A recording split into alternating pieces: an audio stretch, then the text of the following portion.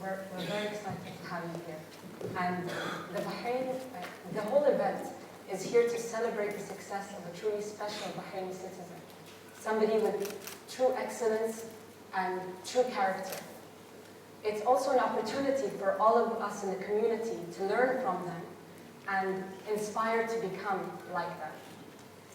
And I think later on we're going to have an opportunity to expose the kids and allow them to ask you. I'm sure they have many, many questions.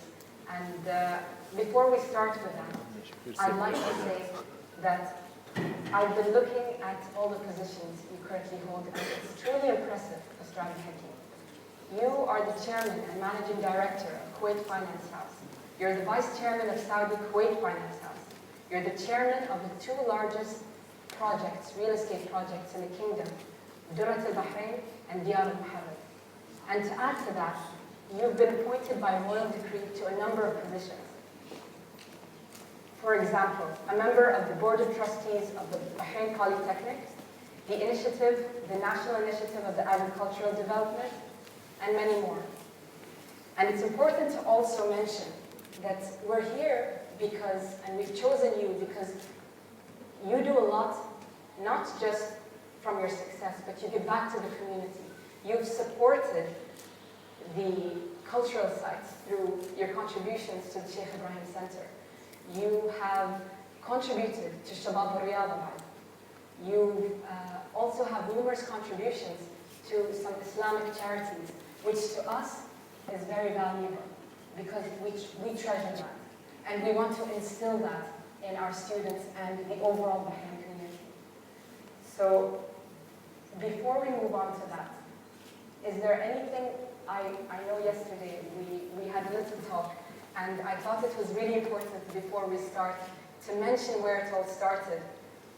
You graduated from a Bahrain governmental school, and as you put it, very minimal or the bare minimum in English skills. You weren't even thinking of college at the time. And you were given an opportunity. The opportunity came by luck. It was there to study in the States. And I guess most of us, if we weren't comfortable in English, would say no off the bat. We'd say no. But you took it and you studied. And I think that might have been the spark of everything to come. And it's really important for the students to know that things happen. You make your opportunities. And I'd like to give the floor to you and to the students to have that question and answers, if you'd like to go ahead. If I may say that in light of what you have mentioned, I really want to emphasize on one thing, and that is, man is not really the owner, man or woman, are not the owners of their, or let me put it this way, not fully the owners of their successes or failures. And anybody who would say that they are the owners of their success or failure, they are the sole factor contributing to that, are out of their mind. Because that leads to arrogance in its widest form. And hence the need for the lots of supports that you need to put your hand on and make use of in your life's journey. If you don't, then you lessen the chances of you being relatively successful in life. And if you do, then you enhance those chances. And that's called being prepared. Being prepared for the moment when something is pushed to you and you know how to handle with a satisfactory level, at least with the people who would want you to do the job or have given you the thing that they want you to be responsible for. So it's important to keep in mind that we are not fully the owners of our successes and failures. And this is, if we want to bring the wider philosophical aspects into this, we would want to say that this life is a program that God has created, Allah has created. And this program is, you can, as students, imagine this as having a keyboard with programs instead of the computer, and you have numerous choices to make. You can put your fingers in different letters and create your comment, but the result is defined. The result will come in a way that would match the input that has been made. I think it's also important that you mentioned Islamic values, because that's part of it. That's an important part of it. بما إن أنت متمسك بالدين, we're very proud of that aspect. You, I think, are described by many people as a very humble, despite all your success, a humble character with big smiles, of people that know you and don't know you. So that character and that belief system is also part of what takes you forward, I think, and manages the success. I truly believe that humbleness is what brings success after. People who are not humble, they bring about their own demise. You may be successful at times if you are not, but eventually you will not make it. And if you make it in the appearance of it, in reality you haven't made it. Because I don't believe that there are people who are not humble but yet happy. People who are not humble are having lots of restrictions on them, on themselves, because living that lifestyle dictates that you change your inner innate nature. And this takes lots of effort. To do that is very unnatural. And to do that brings lots of failures within if they don't come in the appearance. So, and I think that's, in essence, a very Islamic teaching. To be insan mutawadi for your own good. By the way, when you are a humble person, you have to be a humble person before a group of people that are higher than you and before a group of people that are lower than you. The test is that when you have power, how do you behave? If you behave differently than if you don't, then you are not that guy that would see success continuously. Now, humbleness is not an assurance for success, but definitely it is one of the most important criteria for that success that everybody is seeking. And I think when I was going to wait till the end to thank Sheikh Hamid, because this was a great idea, and I wanted to say when we started the whole event concept, it was about a well-rounded Bahraini, somebody special that holds more than one aspect or in their character. And you've been talking about it. It's not just luck and opportunities and taking them and being confident. It's holding on to the Islamic values, being humble, believing, and a number of other things. It's more than just taking that opportunity, because you want to be successful, and there's more than one aspect to it. Right. We all, as we said, derive our strength from outside sources. And the most important outside source is your creator, you are a believer.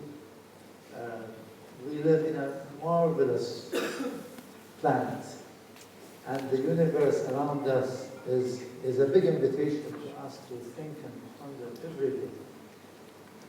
Human beings looking at rain falling and not taking it for granted is a great attribute for a human being.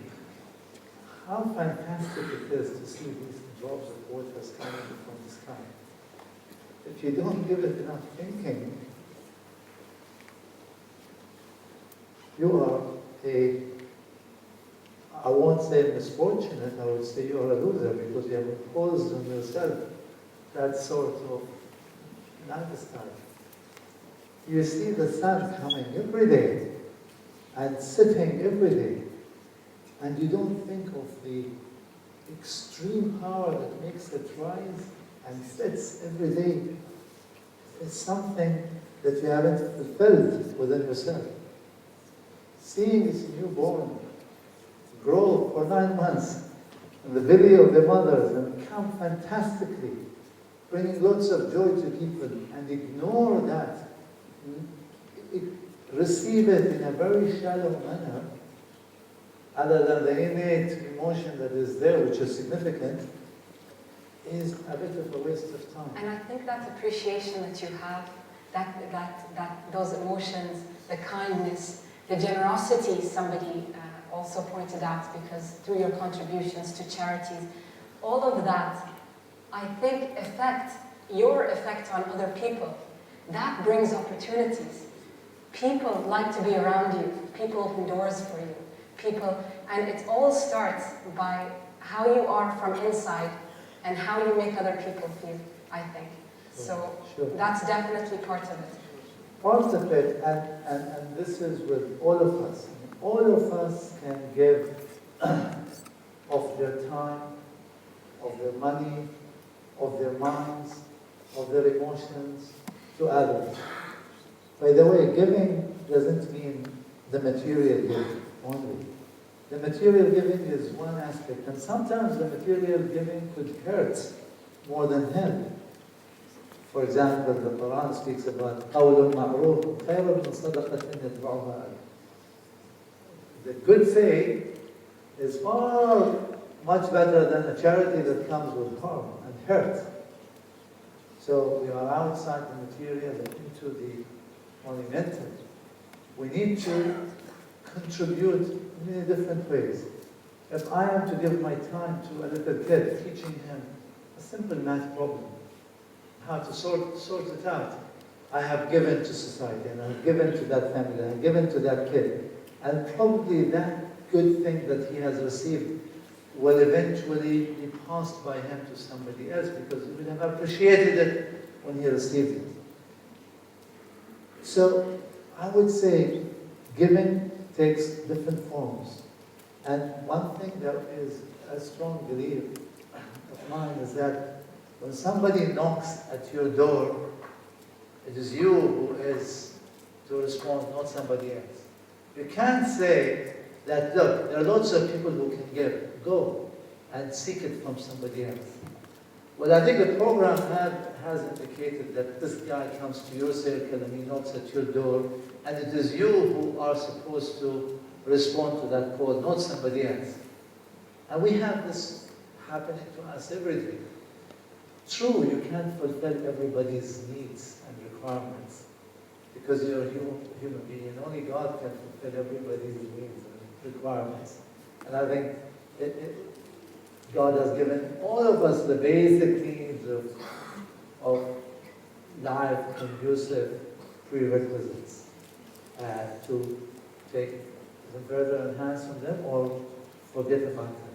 But we are all given these gifts that we can contribute to society. And they're all moments. They're all moments. Like you said, if somebody knocks on your door, you take that moment and you be a part of it, and you don't shut it away.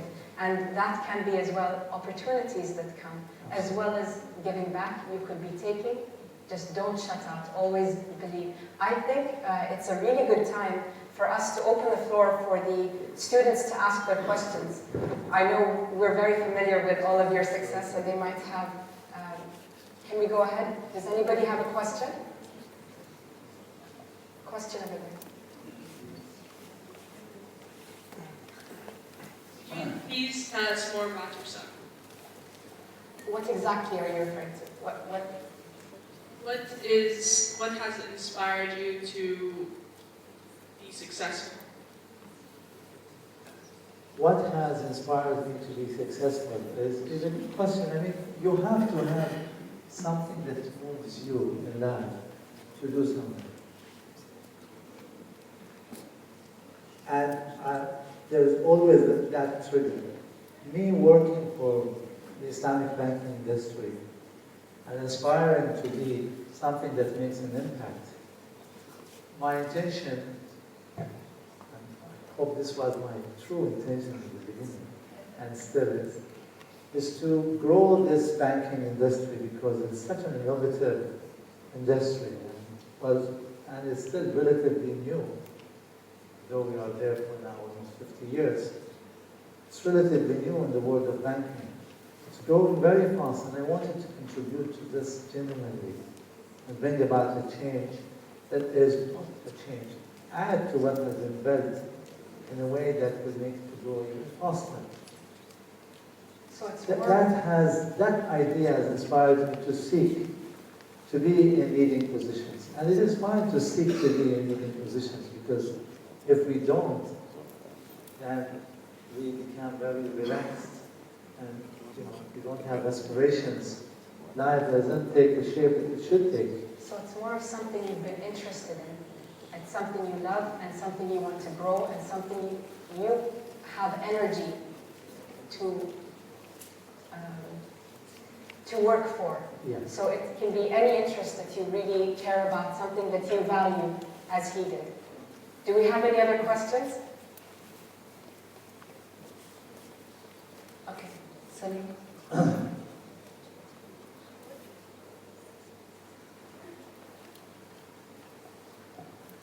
What job titles do you hold? Well, I am the Managing Director and Chief Executive Officer of Kuwait Finance, and I am also the Chairman of certain companies in Bahrain and hold certain board membership positions and work for certain non-for-profit organizations in the capacity as board member. And I think that's basically it, but I'm also a father of 4 kids, and I have a working wife. She wakes up much earlier than I do, and goes much earlier. She's a pediatric doctor. She's a consultant. And I think they're also interested to know that you're a member of the Board of Trustees of the Crown Prince International Scholarship Program, which everybody dreams to be a part of. I'm indeed honored to be part of that scholarship program that was created by His Highness Sultan Crown Prince. And this was a fantastic thing. Actually, when that was created, it really fulfilled something that we all were seeking to do. But he did it in a fantastic way, and asked the private sector to contribute. And we were fearful that we might not get the chance to contribute, because there were limited number of organizations that were sought in the beginning. And luckily we were one of them. And luckily today, in its 17th year, the group of Bahrainis who have participated in that program and were selected did marvelously well. And they are benefiting the organizations and the societies they're working in tremendously. And we are yet to see even further contribution from this fantastic group of people as we advance in time. And I want to congratulate Bayan School for having won the most scholarships. On average, every year on students. Almost, yeah? And this year they have won 1. Congratulations to the school and for the hard work the school has done.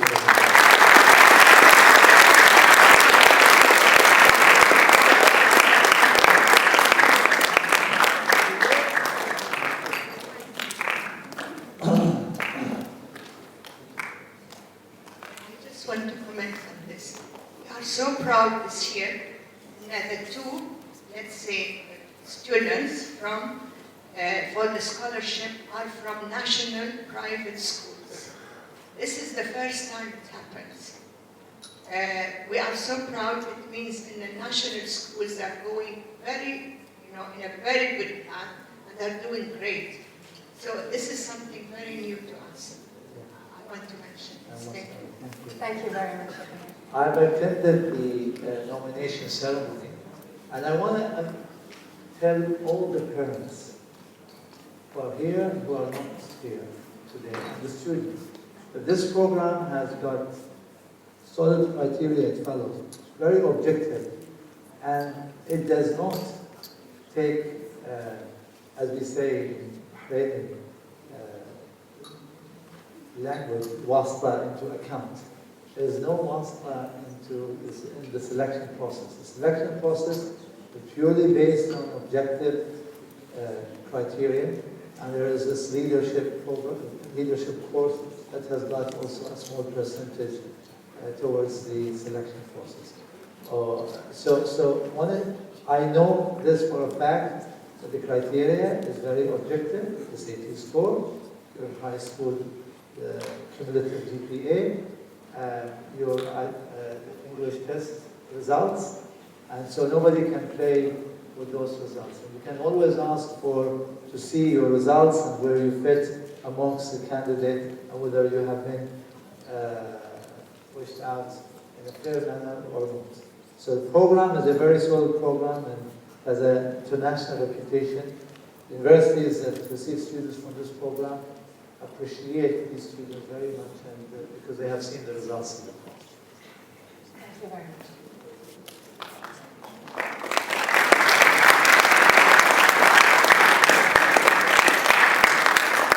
Any other questions from the students? Someone on this side, control, on the right. Sing. Mr. Abdul Hakim, what is the secret behind your successfulness in various aspects of your life? As I said, beyond we say Allah kafir when people get to the positions and get what they get. As we said, with preparation and work, these things have to be prepared for and so on. But I think the people who contribute to my success are the people around me, my friends, my colleagues at work, my family, the good advice that we receive from people around us, yeah, and the continuous education that we get either from inductions that we receive from within or when we attend courses and conferences, all these factors, and of course the regulatory regime, the countries, organizations, and so on. All of these together create a successful environment for people to succeed and excel. How about a person? Was there one person that you could remember is a contributing factor? You know, they say how behind every great man is a great woman. I said once I mentioned someone's specific person, and I got another telling me you did not mention him. But I tell you, and So that more than has one. not a minute. More than one. Your success is always contributed to by diverse group of people. It is not one. And we always like to speak of one person because it is intimate and personal. Human beings are always about this intimacy and love and wanting to create a story that people relate to. But I think it is rather a massive group of people that contribute to the success.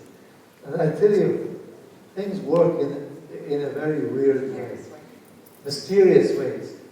I was not attempting in any way, fashion, to join Kuwait Finance House as a CEO.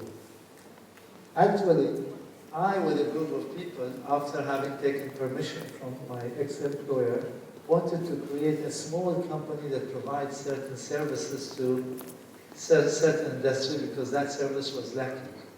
So we were becoming passive partners. After having taken that permission, we created that company, completed, and we were in the process of just trying to recruit some people. We got busy, we did not recruit people, and I happened once to call somebody who knew Kuwait Finance House when they were established in Bahrain, to tell him whether they would be in need of that service. He said, you know what, I think Kuwait Finance House has got that service being offered to it already. They're receiving that service. But I have something else in mind for you, now that you have told me. Would you mind if I propose your name to be a CEO of Kuwait Finance House? I said, well, I'm happy in my current work. But, you know, it's okay. Let's see what's there. But I'm very happy, by the way. And by the way, the company, we finished. The company was gone. We did not continue with the company because nobody had the time. And the person who talked to me about this also did not talk to me for like 6, 7, 8 months. And I did not talk to him. 6, 7, 8 months later, I received that call telling me whether I'm interested in an interview for the same thing that he talked to me about. And it started. But the point is, had I not, this group of people created that company that had done nothing other than just a creation and a phone call, to get that person to tell me this, I might not have been capable. MashaAllah. And the point here is that takes us to the first thing I mentioned. You are not the sole owner of your success. That is called destiny in a way.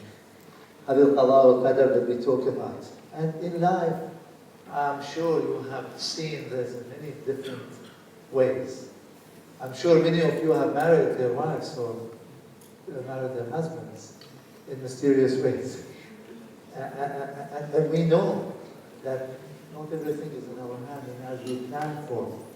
Planning is important, and you can't go about your life without planning. But by the way, most plans are not achieved for sure, 100%. If the plan is very basic, I am traveling today and I'm planning to travel a week later, that's very basic and this could happen. But a plan that has to do with the unforeseens of the future, most of the time don't come the way you plan for them. You're very right about destiny.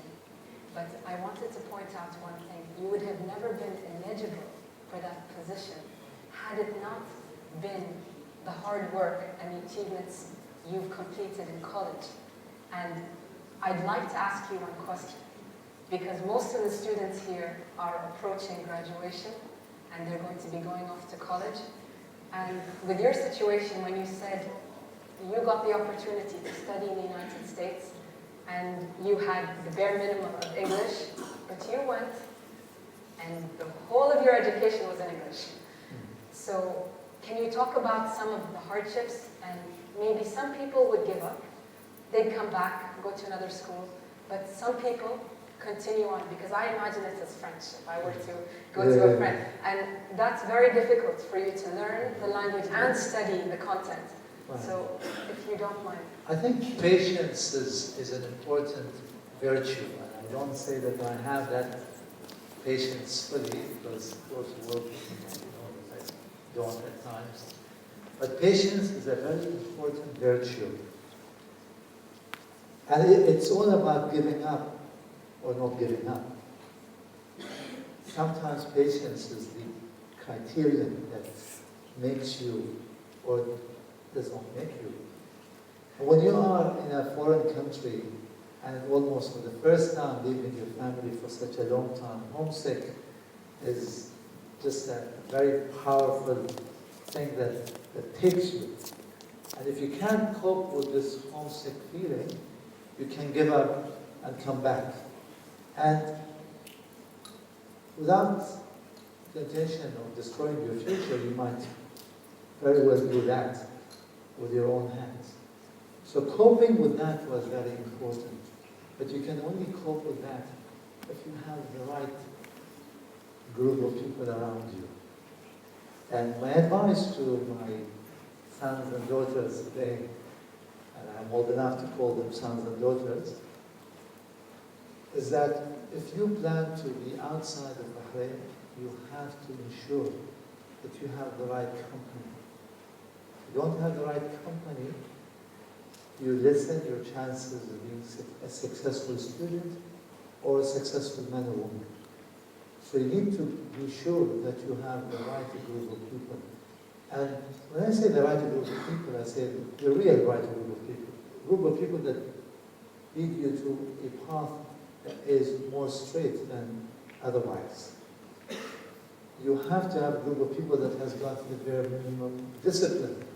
Because if you don't, then it's very easy for you, when you're in a foreign land, do about things that, in the absence of parents, you want to do. And here is a good group of people with you can take you to a path that is good for you. One. Two, is that you might find the environment not very conducive, because you're used to the alleys and the classrooms and this warmth of this school. You might end up being in a university that would take you 10 minutes to walk from one class to another. Yeah? And very overwhelming campuses. If you don't prepare for these, you might also feel a bit pressured by the sheer number of people, pressured by the demands of the school and so on. So you have to be again around people who would help you and advise you and so on, especially people who have been in the school for a semester, 2 or 3 before you. Two, you need to make sure that your first, second, and third semesters go well. Because if your first semester does not go well, it really puts lots of pressure on you. Getting a D or a C in the first semester puts lots of pressure on you, because you could be in a preparation, in a warning maximum. And you need to be out of that. So your first, second, and third semesters, you think about nothing but A's and B's, so that you don't have this pressure of, in the fourth semester you come across a course that is very tough, and you can't cope with, and your grades don't help you, you are in a very dangerous zone. So first, second, and third semesters, you put your best. My story was that the first semester my English was really bad. And I had to spend literally 8 to 10 hours reading a single chapter, around 8 to 10 pages. Very basic chapters. I'd have to have the dictionary next to me, Arabic English, and English English, and underline almost half of the page to know the meanings of simple words. But I tell you, that helped me tremendously, because I've learned a lot with this hard work in the first, second, and third semester. And when my professors saw that I was paying so much attention with my book in English, but also cooperate with you and advise you in a way that we didn't advise people who are not concerned and who are not, who don't communicate with them. That goes back to character. When you have the character, they are willing to help more, they're willing to give more, and you're willing to take more. Absolutely. And therefore you have to show your instructors and professors that you are concerned, and you worry, and you're responsible, and you want to succeed. And no professor that I have met was not willing to cooperate and help. So that's very important for you to take care of. And third, you have to really get the right education. It's not about the textbook only. What's outside the textbook is as important as what's in the textbook. And this is what will define you for the future. What's inside the textbook is an important prerequisite. Like the Crown Prince scholarship program. If you don't score 97 and above, to start with, you are not there. But it is more than that. It's a textbook, but it's also what you know about life. If you go to the US or to the UK or to anywhere else, or to Sharjah, and you don't know much about the current events, there are courses now in the universities called current events. Yeah? You need to know what are the current events that people discuss and debate. What are the controversial issues that people talk about day and night? And what is your stand on those issues? Because you'll be asked in the classrooms. If you're a textbook man, you will convey the opinions of the authors. But if you are much beyond that, you'll convey your opinion as well as what the authors say. And you will rebut it. You will have the chance as an Arab or a Muslim to say that, look, whilst the textbooks say this about me and about my culture, let me tell you about my culture from a first-hand experience. This is who we are. You're an ambassador. You're an ambassador of your country when you travel abroad, always. You are an ambassador. If somebody tells you, your textbook, your Quran says, and kill them wherever you find them, you will be able to answer. You will be able to answer. And you have to prepare for that because people will ask you about that. People will ask you about controversial things.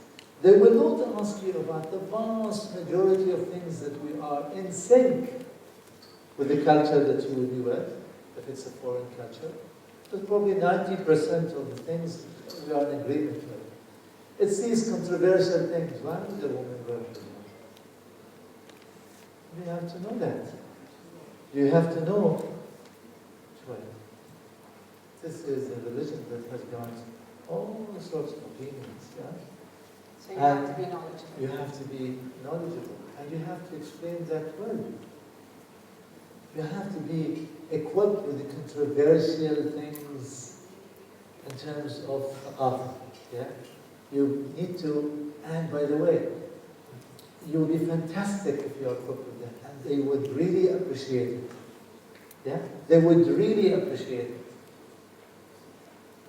I tell you, address before you go to a foreign country. Know everything about the controversial issues. We have answers for all of these. And it's important to give that impression with your time there. I remember when I was graduating and coming back from college, I was living in an apartment next to an American lady who was in the States as well. And she was asking me, and she was saying, oh, you're going back, you're finished? I'm so sorry, you can't stay. You know, and I said, I'm excited to go back. She said, as a lady, you know, as a girl, you're happy to go back to your country? You want to go back? I said, yes. And I told her everything beautiful about Bahrain, and I told her how we are, and that impression I gave her, I think, affected her and will affect another group of people, and that affects the whole community. Right. One step at a time. I think it's really important. Right. And the last thing that I want to tell my dear sons and daughters is that you need to know the culture that you will be visiting. And you need to be an abiding Bahraini citizen in that culture.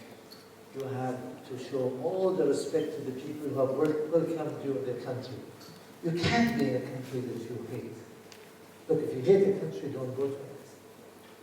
Make sure that your feelings are good towards the people who have welcomed you and opened their arms to you. And make sure that you know their culture, you know their politics, and you can participate in that in a way that is, helpful. And they would appreciate you knowing about their culture and the fact that you appreciate that. I think these are, from my point of view, are very important things to keep in mind. But always be proud of your own. The moment you show that you are not proud of your own, you become a loser. You lose your arguments, you lose your status, you lose your respect, and so on and so forth. So you need to be that ambassador that we want. I think that's a very good answer to the question. Thank you very much.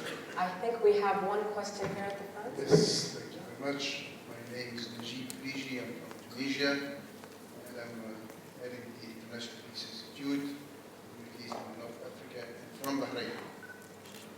First, I'd like to congratulate you all. My baby, Nora, Kim, and of course, your leadership in this country that invested in one of the most important commodities, it's human resources. And you are the fruit of that investment. We are all fruit of investment in human resources. That is the renewable community. I would like to know if the concept of investing in education, is among the lines, many lines that you have mentioned earlier, either your firm, your group, or because I know your country, Bahrain, has put major focus and a priority into investing in education, in women, and in sustainable development. Thank you very much. Thank you very much for this question. I would say what makes societies is really education. Education is the most important thing you can give a man. I mean, in the majority, the overwhelming majority of cases, you will not be able to make it unless if you are educated. And by the way, even those who don't go to school or do their higher education, and they make it, by the way, they've educated themselves. I know of illiterate people who run factories today, and they own factories, but they are educated. They can't write and read. They were misfortunate because of that. But they had educated themselves to do something that would help society and would help themselves. At the end of the day, men have thought about how they can improve their lives. And they came to realize they needed to do an organized education. And hence we had nursery, elementary, secondary, and what we call here primary, right? University. Yeah. Because we used to call our primary school. The Panama primary, nursery primary, and secondary school. We've just thought about this. This is organized educational system. But education takes different forms. And Bill Gates did not finish his higher studies, right? I know Michael Dell was in the same university that I was in, the University of Texas at Austin. And he dropped Michael Dell, one of the billionaires in the world, and we know Dell Computers. He did not complete his studies. But these are the exception. And we cannot run our lives based on exceptions. These are almost miracles. These are miracles to show people that there are things that are beyond you, but in the normal course of business, we have to do it in the way that we all know is the way towards achieving better success in that, and that is organized education.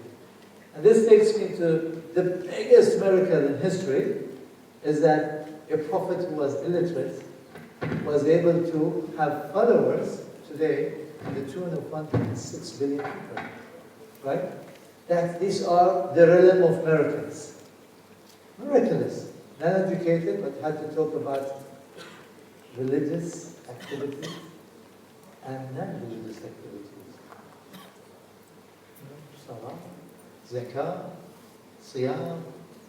Talk about science in the Quran, without looking over,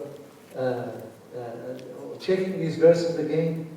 And I'm compelled to say this because education is interconnected. The Quran speaks about an important phenomenon that has took place probably millions of years ago. And the scientists today talk about them. And we teach this in schools and in universities. And that is the Big Bang Theory and the ever-expanding theory of the universe. That's the biggest question, I think. Two important scientific facts that everybody's talking about. Einstein talked about it, and others. And the Quran, in one verse, actually in two verses, talks about these two theories in a fantastic way. One is, Quran says, أَوَلَمْ يَرَ الَّذِينَ كَفَرُوا أَنَّ السَّمَاوَاتِ وَالْأَرْضَ كَانَتَا رَتْقًا فَفَتَقْنَاهُمَا وَجَعَلْنَا مِنَ الْمَاءِ كُلَّ شَيْءٍ حَيٍّ. That's one verse that has got two facts. Fact number one is that the heavens and earth, the heavens mean everything in the sky.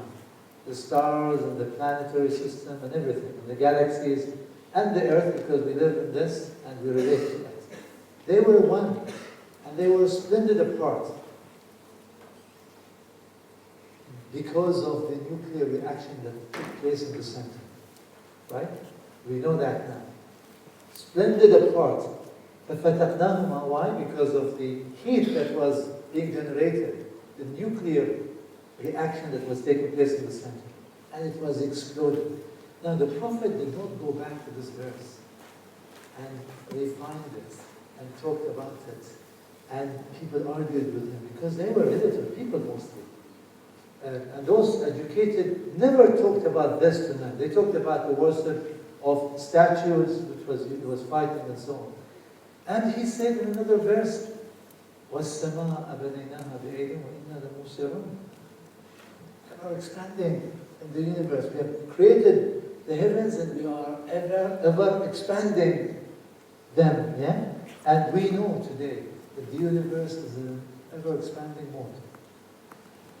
Both have been addressed by an illiterate person. Takes us to education. And the fact that the planetary system and everything is in a constant movement is a fact that is well established in the Quran. No single verse in the Quran that talks about a static universe, static sun, or earth, or planets. وَكُلُّهُمْ فِي فَلَكٍ يَسْبَحُونَ. Now this is said by an illiterate prophet. And this is the miraculous side of not being educated in the normal sense and change people. And these are the exceptions. But I want to tell our students today that you have to get educated because 99.9999% of the people makes it because they're educated. And so you should not tell your parents that, others have made it whilst they were not fully educated. So you want to say how important it is. The fact of the matter is that Bahrain has paid so much attention to education. Why is Bahrain today is in a leading position in the banking sector? It is because it has got the right infrastructure for it. We have created the IBF to continually teach people how to conduct themselves well as bankers.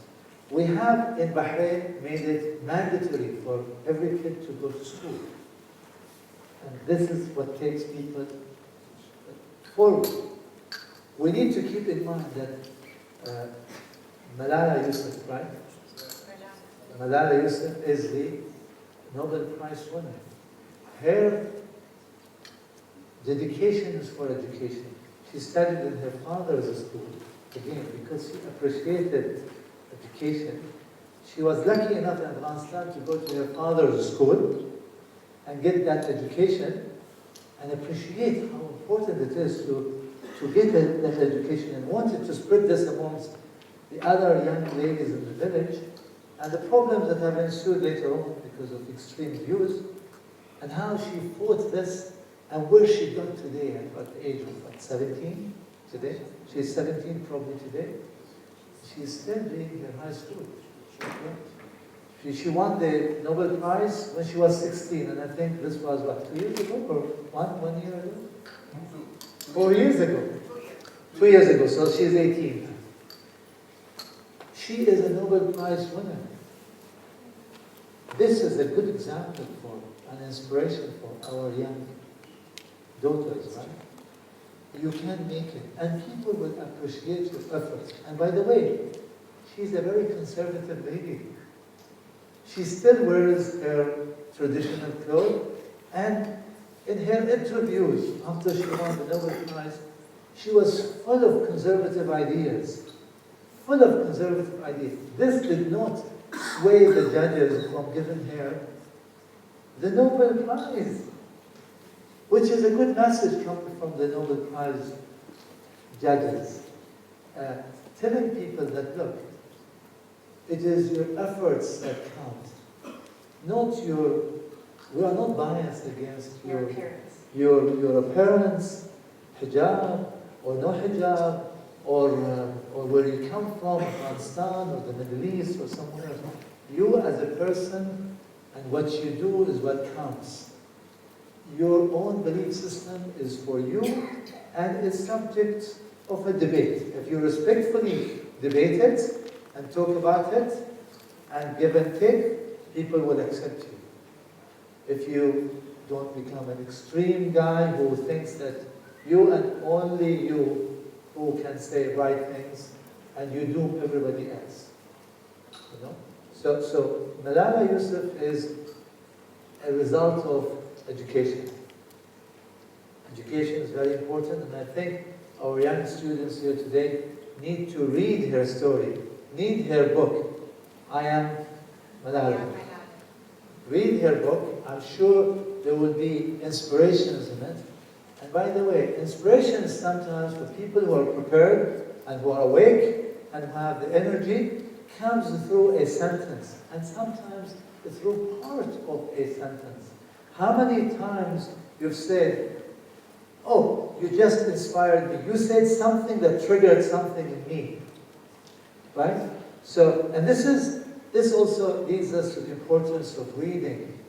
Reading people's experiences and autobiographies is very important, because the wealth of experience of people is crushed in a book. If you read the world leaders' books, you will learn a lot. And you will disagree with a lot, but you will learn a lot. And you will form your opinions as you read diverse views. But I tell you, one thing that you have to read, if you read world leaders' biographies, or autobiographies, and that is the life of the Prophet. It's very important. And I tell you, if you are good in English, you are all good in English, mashallah. There are lots of Arabic books in Syria, but there are lots of good English books about the life of the Prophet. And one of the best books about the life of the Prophet is a book authored by a lady author called Karen Armstrong. And it's called The Life of Prophet Muhammad. So you go Google Karen Armstrong, you will enjoy that book. Karen Armstrong is an agnostic. She is, so to speak, undecided as to whether there is this great being that is. She's agnostic. She doesn't know as if. Without discussing that, she has authored a book objectively. And if you read that book that was authored by Karen Armstrong, you will be inspired by her honesty, and you'll be inspired by the life of the Prophet. And you will get to know how the woman aspect has impacted the Prophet and his life, and how important decisions in his life were really the result of a direct consultation by women.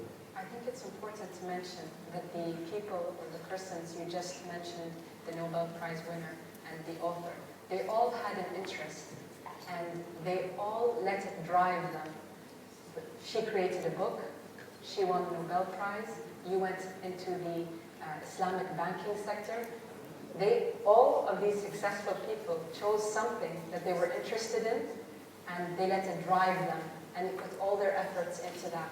And like you said, character building and your effect on others and all of these other values are all part of what brings you the success. Absolutely. Thank you.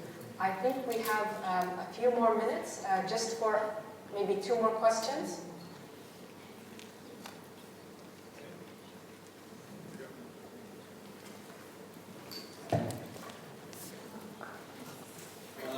What experiences did you pass through that has reflected on your success or failure situations? Can you say that again? What experience did Mr. Abdul Hakim pass through that has reflected on his success or failure situations? Yeah. The experience of life up to today is a diverse experience. Definitely, everyone goes through moments of failures and success. And I tell you, it is absolutely normal to be in a failing position, but not continually failing. It's not normal. But failing and succeeding is part of life. It's almost natural science. It's almost natural science. Nobody has ever escaped this. No character, no gender, nobody. It is all about how you deal with those. The intelligent, the more intelligent, let's say, is a person who, when is in a failing situation, gets out of it with the minimum loss and also benefits from that situation. Benefits in different ways, but the most important way is that you don't fail again in the same way. This is why we say, لا يضر من جحر مرتين. And this has got a big meaning. What makes people fail again in similar circumstance is their forgetful minds. And this is why brainstorming things with others and consulting with people is very important. There is always a merit in talking to others about what you want to do. It doesn't have to be everybody, but there always have to be a group of people that you can consult with to avoid those failures. One of the things that I really felt bad about not achieving yet is the thing that I wanted to do with smart students like you. And that is, having been in libraries, the University of Texas at Austin, which has got, at the time I graduated, 3 million items before the internet really took its shape. 3 million items. And hundreds of thousands of Middle Eastern library items. And books that you would not imagine, really. Very old and not in print. Books about language, about culture, authored by Orientalists, authored by Arabs, by Muslims. And when you go to Amazon.com and you print the title of that book, you don't find it because it's out of print. And what you need to do is you need to go to the author to take permission from him to print again. And most often, these authors have passed away. So you are led by Amazon to go to the heirs, the inheritors of those authors. And the inheritors, or the heirs, tell you, go to the lawyers. And the lawyers take months upon months to answer you. And these books die and nobody benefits from them further. What I wanted to do is, and I gathered a good group of students and agreed with them that we will do, whoever goes to the US or to the UK or Europe, go to these big libraries and choose from 1 to 3 books. Print them after taking permission and send them over, either scan them and send them over, or print them and physically bring them here, so that we preserve these books. And we met for once and twice, and because some of them were studying abroad and we are busy and so on, it didn't happen. And this was like 3-4 years ago. And I feel awful about it. I really do feel awful about it, because this is one of the ways that we can preserve this wealth of knowledge that has been authored and is out of print today. It's not scanned, it's not there, it's difficult to find, it's not, you can't, if you are a student and you want to put your hand on it. A Japanese authored a book about the Arabic idioms or proverbs. You won't find it today, but it is there somewhere in the library in the US. And I have seen it. A book like The Rise of Colleges and Universities in the West, authored by George Makdisi, in the 50s. He was from Jerusalem, who lived in the US, a Christian who authored a book called The Rise of Colleges in the West, telling us basically that the rise of colleges in the West has come from the Arab world, from the Arab organized universities and so on. The endowment is all Arab origin. This book is out of print. It's not available. It's sad. And I felt not continuing on that and make it a successful venture was a failure. I want to bring it back. And we'll have to think about how to bring it back, and this time without failing. That teaches us that if you've got a group of people, that taught me, the window of opportunity doesn't last a lot. We had that group of people, we did not finish that work quickly, and they all dissipated. The books are still there. The books are still there, And we the need to window snatch is there. them. Yeah? So that was a failure, and I learned from it. And look, we go through lots of failures in the course of the year. But alhamdulillah, we go also through successes. And they cancel one another. In the net, probably we are more towards a success and a failure. And this is what you need to do. Never mind the failure, but benefit from it. Like you said, failure is just part of the cycle. Thank you very much for that answer.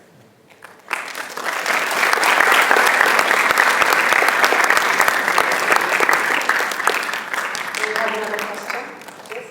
I think there was a request for a few more questions, so let's not end it at one. Let's have more students participate, and let's get through some more questions. In the back.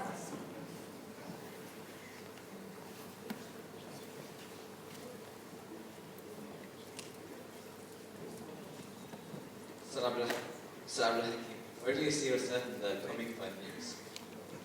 In the near future? In the near future. As we said, the work of the universe works in a mysterious way. You know, God's ways are not very predictable. Predictable in ways, but in other ways not predictable. Yeah? Because the Quran says, وَلَوْ كُنْتُ أَعْلَمُ الْغَيْبِ لَاسْتَكْثَرْتُ مِنَ الْخَيْرِ. If I know what will happen tomorrow, how events will turn out to be, I would have prepared for them differently to get the maximum benefit. But I am, and we are all on a level playing field. By the way, we're all in that way. For the next 5 years, a rich will be poor, or a poor will be rich. An uneducated person will be, probably might come with a marvelous idea, and a simple man might be inspired with something that would change the world, right?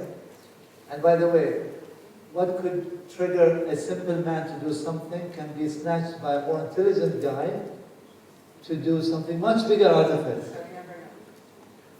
And they say that's the story of Stephen Jobs. Or, sorry, the Facebook. Huh? Zuckerberg. Yeah? So, I don't know what I will do in the coming 5 years other than what we have prescribed in the business plan of the bank to do. But how much of it will work out to be in the way we stated in the plan, and how much of it will not happen, we only have to prepare and work hard to achieve that. But how? Where do I see myself? I see myself finishing the 3,000 homes that we have talked to the government about and we want to achieve, inshallah. I see myself making people who deserve to receive certain banking facilities getting happier. I see myself visiting my daughter in her university and making sure that she's happy. Yeah, I see myself receiving my kid after graduation and attend his graduation. But will all those things happen? We never know. I think because you said that, I have to mention one thing to the students. Even when you go to college and you pick your major, you really don't know where you're going to end up and what your job's going to be. I studied real estate and finance, and I expected to be in a consultancy firm or in a bank. and I'm director of IT. I only minored in IT. And you take opportunities as they come. And you believe in yourself, you work hard, and the doors open, and you just go through them. So, like you said, 5 years from now, you might be planning something, you might be somewhere else. Yeah. But you have to put those things for the next 5 years in your mind. You have to have absolutely, you have to have Of those. course. You work hard to achieve those, but if you don't know that the interplay was much beyond. That's very true. Don't blame yourself much if you have put the right effort. And I really honestly believe in that. If somebody puts the effort, the blame should be 0 pointed toward him or her. Honestly speaking, it is only when people don't put the effort. If something happens and you don't like it, but people have put the effort, you should not utter words of blame. You should talk about how you can improve and do. And I honestly do believe in this and practice this. I am hard with my kids if I see them not doing something and not getting the right results. But I am very lenient with them when they do prepare and they don't achieve. I don't mind it at all. I'm willing to sleep next to them and hold their hands and rub their backs. It's accepting of what you're going through, you work harder, and you keep going. And I think that was a really nice question. Do we have any more questions? Thank you very much. We have one last question there. We have some hands, but she has been raising her hand for... Okay, after this question. Sorry. Okay, 2 more questions. We'll go for...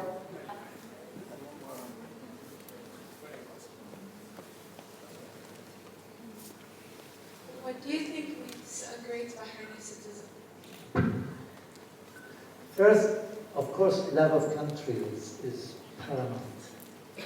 You can't be a great Bahraini citizen without loving your country. So you have to love your country. But love should be translated. Mere words, I mean, almost all people love their families. But they don't do what shows that love in the way it should. So you should do what translates that love of country in order to be a great Bahraini citizen. Defending your country is a very important, aspect of loving your country. And defending, we shouldn't conjure up the image of war when we talk about defending only, because war is only the last resort in defending. Yeah? It's also impressions when you're abroad. You're abroad, you're ambassador to the country. When you talk about your country and you talk about the good aspects of the country to others with belief. And there are lots of good stuff about our country that we can talk about. There is no society on earth today that is more humble, that I'm aware of, and cohesive than Bahrain. And I truly say this, truly and honestly say this. The ease that you see in the Bahraini face, whether rich or poor, and I'm compelled to say this, the royal family in Bahrain. I mean, everybody knows the royal family in Bahrain. The majlises are open, and you have access to every one of them, and they are part of society, right? Humbleness is an attribute with all Bahrainis. And by the way, this is not in many countries. The cohesiveness that we see, the visits that we make to one another, the family gatherings that we have every week, right? With the bigger family. The birth that we want to do, the kindness that we show our parents and our friends. And Bahrain, by the way, is ranked as one of the most philanthropic and generous countries in the world, right? In the latest international statistics, right? We're a very giving society. This small community of society is exemplary in today's world. Today the world is full of problems. And we have kept this very diverse group of people intact with mannerism, with conservatism, with the liberals living with the conservatives in ways that is conducive to multiculturalism and so on. So we are an example, and we can talk about that. We're a very ancient place, right? We have deep history that we can talk about. When you talk about the culture of Islam, you talk about Bahrain, the culture of Islam, you're talking about one and the same, right? You talk about the Arab culture, you talk about Bahrain, yeah? You talk about the history, the golden age of the Islamic scientific era. You talk about Bahrain as being part of it, right? We are part of a bigger body, but we as a body also have fantastic attributes that are lacking today in the bigger world. So we need to be proud of this country and defend it in the different ways. You being a student inspired in a foreign country, showing them how good you are, and I'm sure the Crown Prince guys are showing that in a fantastic way, is what you need to do to show how good a citizen you are with others. Thank you very much.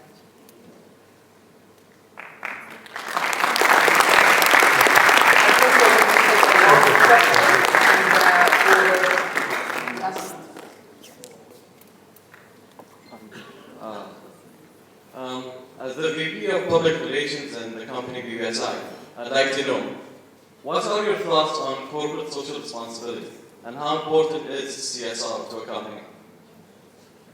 To a company, but before we talk about the company, thank you. This is a very good question. MashaAllah. Fantastic question. Before we talk about the organization, we talk about the individuals and their social responsibility. Social responsibility starts with the individual. If you are tuned towards that social responsibility, or socially responsible, you will be socially responsible at the corporate level. لأن فاقد الشيء لا يعطي. If you don't own an attribute, you can't give. Yeah? So you have to be somebody who believes that at the personal level to give at the corporate level. Is it part of you being socially responsible, putting off a switch, just turn off something that is open without use? I think you're trying to be socially responsible, economically sound. Yeah? And an example. You spread that message at home. Most people are relaxed with those small things. It is those small, tiny things. You have heard before from other people than me. And there are advertisements in the road and so on. Those small things that make up the personality of your kids. And you. When you tell a kid that put off this water because you're not using it, but now you are brushing your teeth, but you're wasting so much water, but you emphasize it. And even if they don't do it, but you say it repeatedly, you have engraved something in their mind.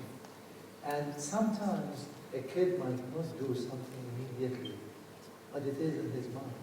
Eventually it will click. Eventually he will say, Daddy was teaching me how to behave in this circumstance. I used not to follow him then, but I want to follow him now. And I want to pass this on.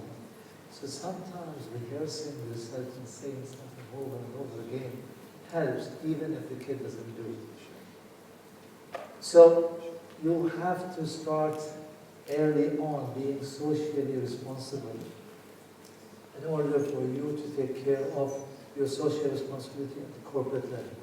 Now, at the corporate level, we have lots of work to do. And we haven't done as much as we should.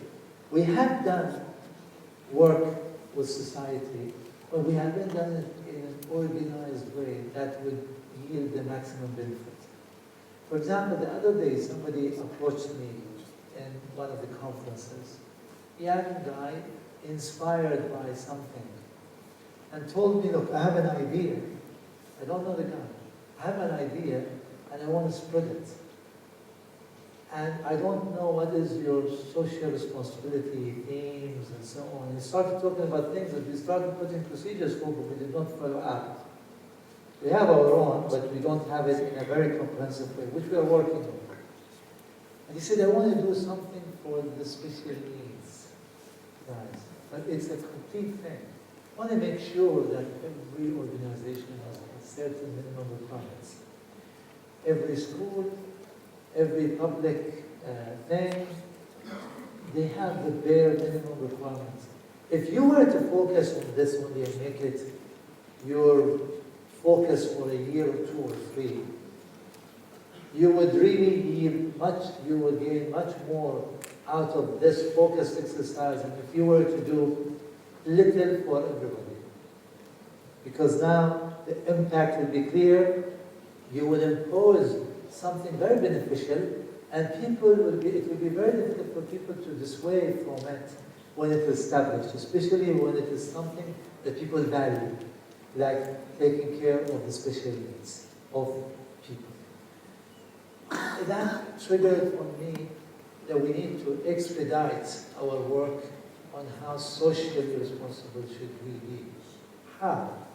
Why we know that we have the means, but how is very important.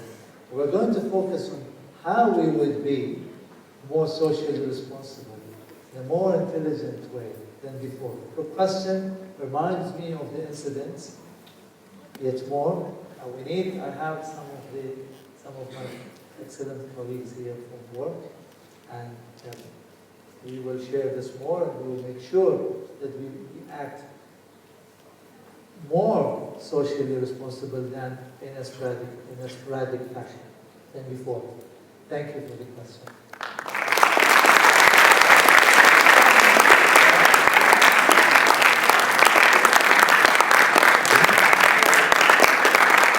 I'd like to thank you, Mr.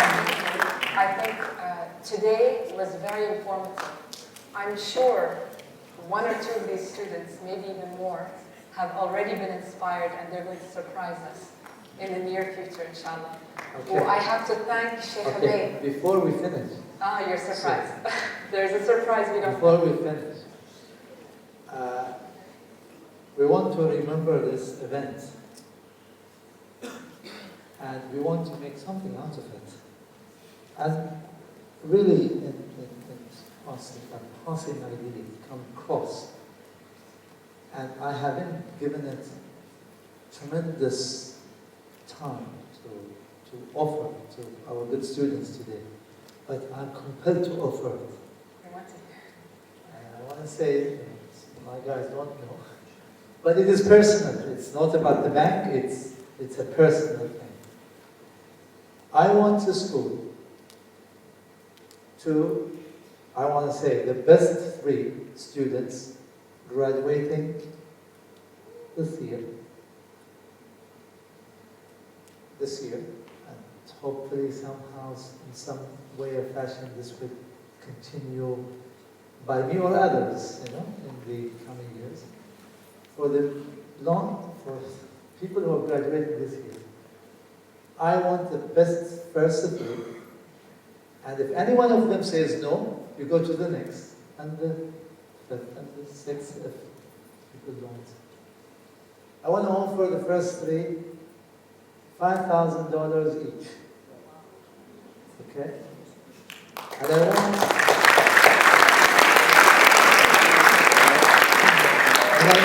I know it's a small amount, but the challenge is because it's a small amount.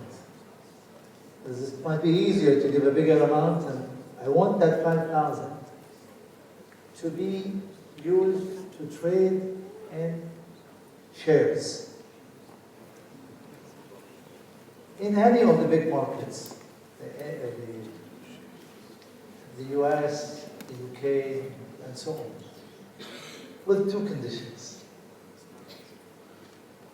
One is the company they will participate in or buy the shares of has to be compliant, Sharia compliant, which is easy to do because there are companies You take the ticker, let's say Microsoft, you put the ticker to the criteria, the companies that have got the criteria. Immediately they give you an answer, compliant or non-compliant.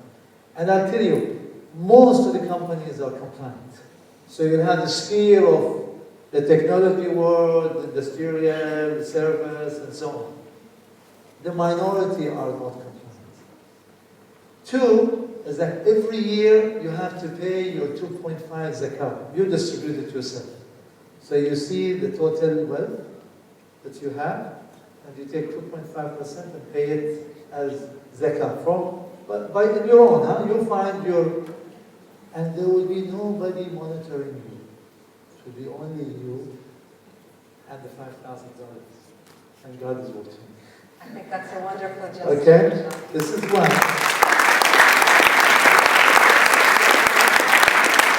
Two, the $5,000 I was going to say is fully yours. I was going to share on the profit 50-50, but then I said no. It's 100% for you.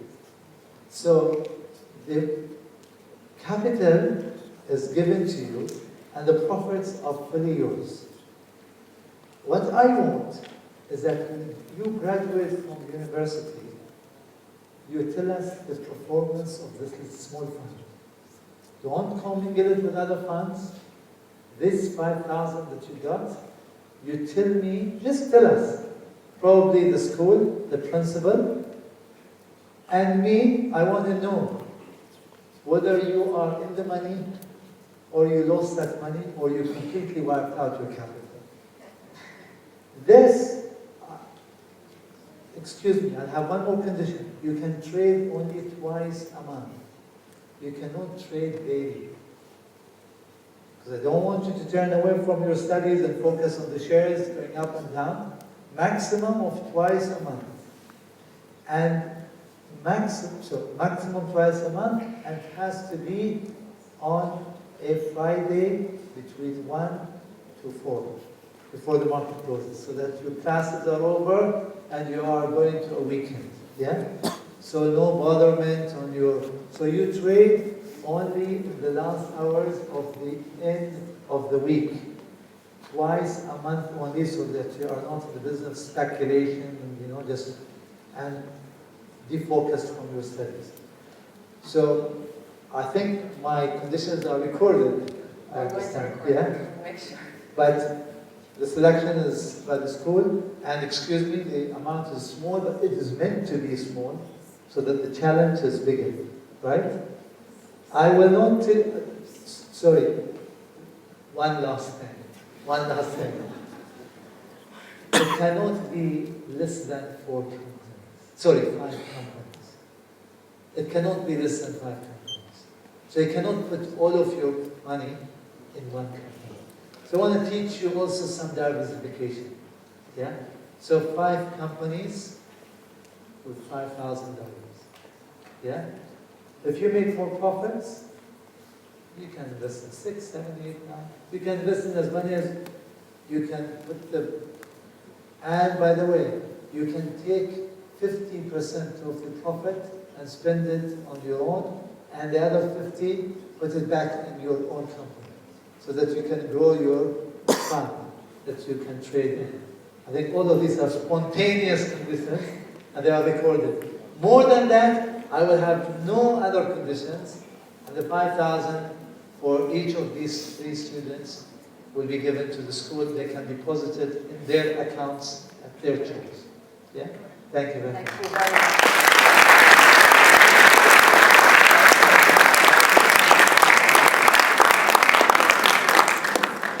I have a question. Is this a yearly thing, or is this the lucky group that we have today? We said it's either a yearly from me or from others. Could continue. Inshallah. So let's see how it works out. But it should be very simple. Yeah? Thank you very much again, Mr. Abdul. I just wanted to say, with another appreciate our chairman of the board, because she is the person who thought up this idea. And this is just another way that she's found to build awareness and make a positive change in our Bayan community, hoping that this change moves to the larger community. And that's what we try to do here. And thank you very much for the audience and our guests.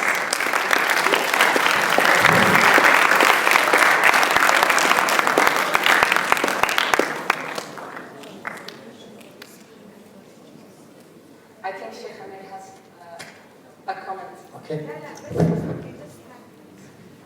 thank you for the jazz and the donation for the soccer field. Oh.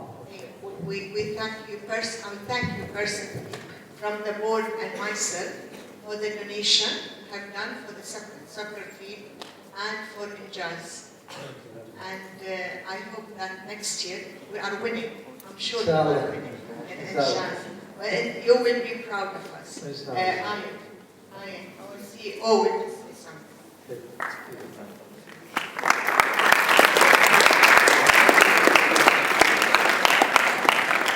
I just wanted to thank you on behalf of everyone in the company for purchasing our product. I'd just like to thank you on behalf of everyone in our company for purchasing our product and helping us start out. Just so everyone knows, our Injaz group this year were involved in creating a software for the, I think, basically dispersing the word on our Islamic Sharia, and that was a very, very complicated project, and we thank you for that support, for being one of our purchasers. Thank you very much. Actually, that company is fantastic. The program they have created is a fantastic program. People are in need of it daily. You have daily families want to distribute their wealth that they don't, inheritance that they don't know how. This program is fantastic to do that, and we were very glad as Kuwait Finance House to support it. So thank you to the students, thank you for the school, Bayan, for the support they've given the students to do that, and thank you to KFH for supporting. Thank you.